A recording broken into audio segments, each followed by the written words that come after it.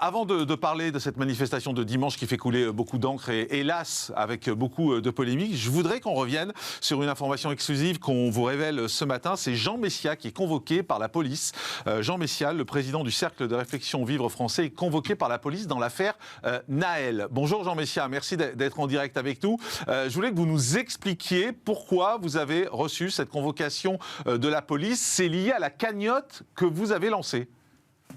Exactement, comme vous vous rappelez, suite donc à la mort du jeune Nahel fin juin, le policier Florian, ayant été mis en cause par le chef de l'État lui-même avant même tout procès, a été immédiatement embastillé, laissant sa famille dans une très grande détresse. Et donc j'ai pris l'initiative de lancer une cagnotte pour la famille du policier dont le traitement à l'époque avait été interrompu.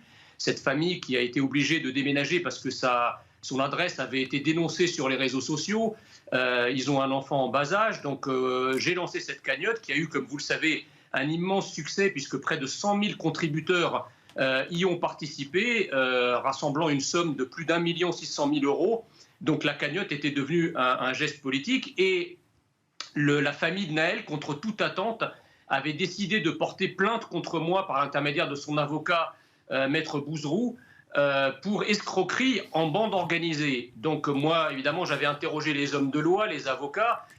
Tout le monde m'avait dit, écoute, ça ne tient pas debout. Où est l'escroquerie? Où est la bande organisée? On n'en sait rien.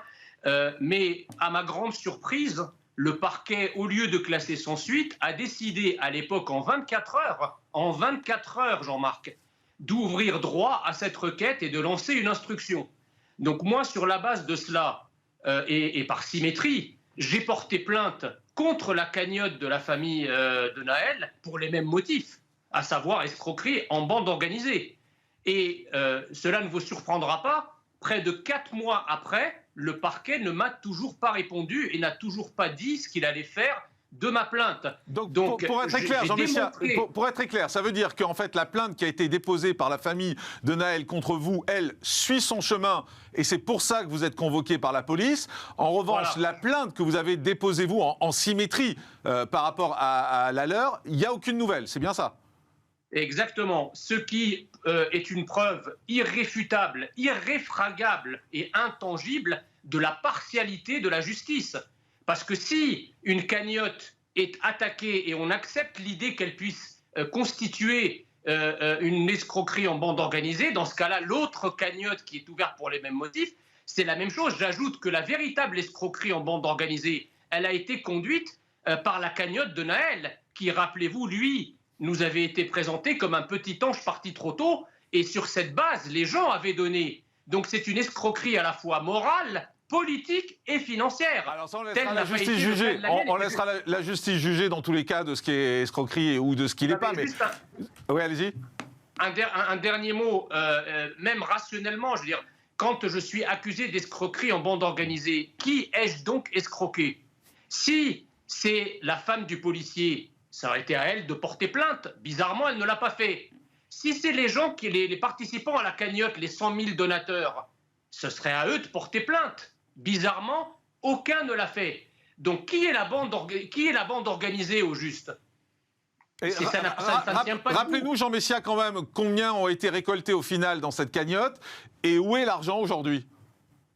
La cagnotte a récolté 1 632 000 € très exactement. Et la cagnotte a été intégralement versée sur le compte de la femme du policier Florian. Donc moi, je n'ai touché aucun euro. L'argent n'a jamais transité par moi. Donc je ne vois pas en fait qui j'ai escroqué. C'est une démarche philanthropique de ma part pour aider une famille en détresse.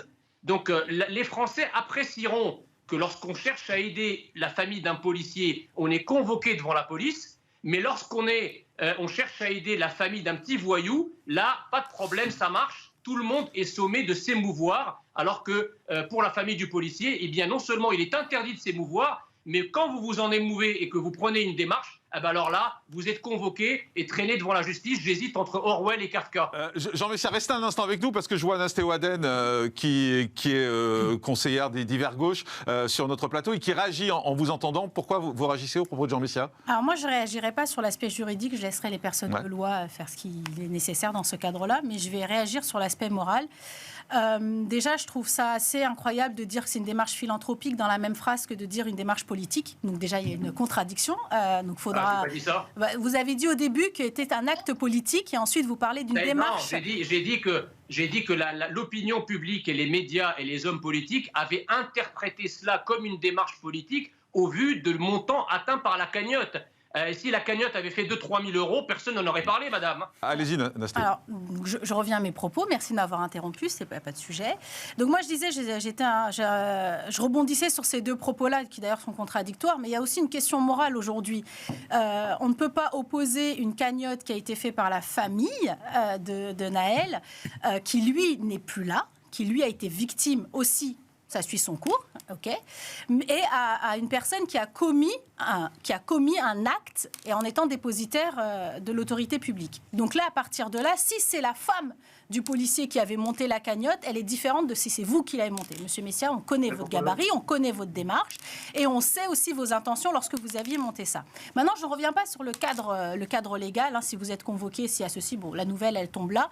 Mais moi, c'est surtout ce qui m'a interpellée, c'est qu'encore une fois, vous avez... Elle n'est pas convoquée, madame.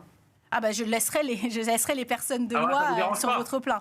Alors aujourd'hui, moi, il y a une chose qui me dérange, en fait, qui est très simple, c'est qu'encore une fois, vous mettez en place un mécanisme qui va encore diviser, qui divise encore et qui fragmente la société. À un moment, oui, monsieur Messia, il faut l'entendre. Attendez, mais moi j'ai... Attendez, Jean Messia, 4 minutes d'expliquer, je vous donne la parole après. Non, mais il faut l'entendre, ça. Et pourquoi aujourd'hui votre cagnotte a été pendant longtemps, et je fais partie des gens qui ont parlé aussi de cette cagnotte comme une cagnotte de la honte, parce que c'est important quand il y a un acte qui a été fait, de laisser la justice faire son cours et de ne pas cautionner une autorisation de tuer. Et on ne cautionne pas un prix au crime qui est commis. Jean Messia. D'abord, moi, j'ai divisé personne, puisque il ne vous a pas échappé que ce n'est pas moi qui ai porté plainte contre la famille de Nahel. Et la cagnotte ouverte pour la femme du policier n'avait rien à voir avec la famille de Nahel. C'est la famille de Nahel qui a...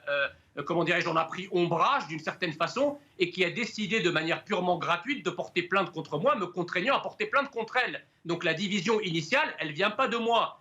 Ça, c'est la première chose. La deuxième chose, c'est qu'encore une fois, moi, j'ai monté cette cagnotte pour la famille du policier. Ce n'est pas pour le policier lui-même, ce n'est pas pour ce qu'il a fait, c'est pour aider une famille en détresse. Et je vais vous dire, ce qui, pour moi, est moralement inacceptable, c'est de contraindre tous les Français à s'émouvoir, pistolet sur la tempe, d'un jeune petit voyou qui malheureusement est mort en essayant d'échapper à la police, d'accord, il avait d'ailleurs 15 mentions au fichier des antécédents judiciaires, donc c'était pas un petit ange, d'accord, on peut regretter sa mort évidemment, et personne ne mérite de mourir pour ça, mais enfin, c'était pas un ange tout blanc, d'accord. Donc quand on force les Français à ne devoir s'émouvoir que pour Nahel, sans la moindre petite empathie pour la femme du policier, moi je trouve que, excusez-moi, j'ai raison moralement et les autres ont tort. Jean Messia, vos propos sont scandaleux et j'espère que la justice fera son cours face à vous. Qu'est-ce qui est scandaleux, Nastéo ? De traiter ce jeune homme de voyou, de tenir ce genre de propos. C'est un voyou. Ah bah non, attendez, bah non. C'est un voyou.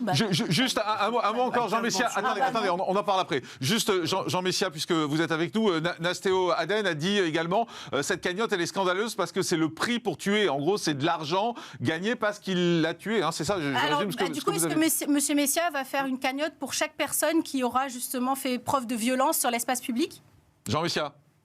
Non, je crois que c'est ses actes à lui, à Nahel, qui l'ont conduit malheureusement à la mort. Quand on n'obtempère pas aux policiers, vous n'avez pas fait une cagnotte, vous n'avez pas fait une cagnotte pour... Excusez-moi, dans n'importe quel pays normalement constitué, un jeune qui mourrait dans de telles conditions, ça n'émeuverait pas l'opinion publique comme ça l'a ému en France. Alors, vous n'avez pas fait une cagnotte. Attendez, pas en même temps. Attendez, juste... Vous vous permettez de m'interrompre, je vais le faire également. vous répond. Alors, vous n'avez pas fait une cagnotte pour récolter de l'argent, pour lutter justement sur ces formes de violence-là. Vous avez fait une cagnotte pour un policier. Pour aider la famille d'un policier. Pour la famille d'un policier. Donc le contexte est complètement différent. Bon, merci Jean Messia, on va laisser la police enquêter. Et j'espère que la justice fera son cours. Juste un dernier mot. La cagnotte que j'ai ouverte pour la famille du policier n'est pas une cagnotte de la honte. La cagnotte de la honte, c'est la cagnotte ouverte pour Nahel. La cagnotte ouverte pour le policier et son succès en atteste, et la cagnotte de la fierté nationale, parce que les Français en ont marre que leur police soit traînée dans la boue, soit traînée dans la justice, comme des délinquants. Florian est encore en prison aujourd'hui, le policier en préventive, alors qu'il ne représente aucun danger pour la société. C'est la deuxième plus grande honte dans ce dossier. Ce que les Français veulent, c'est se réconcilier entre eux, se réconcilier avec la police et retrouver confiance et retrouver sérénité. Et ce n'est pas avec vos propos qu'on va y arriver. Merci Jean Messia, merci d'avoir été avec nous donc pour cette information.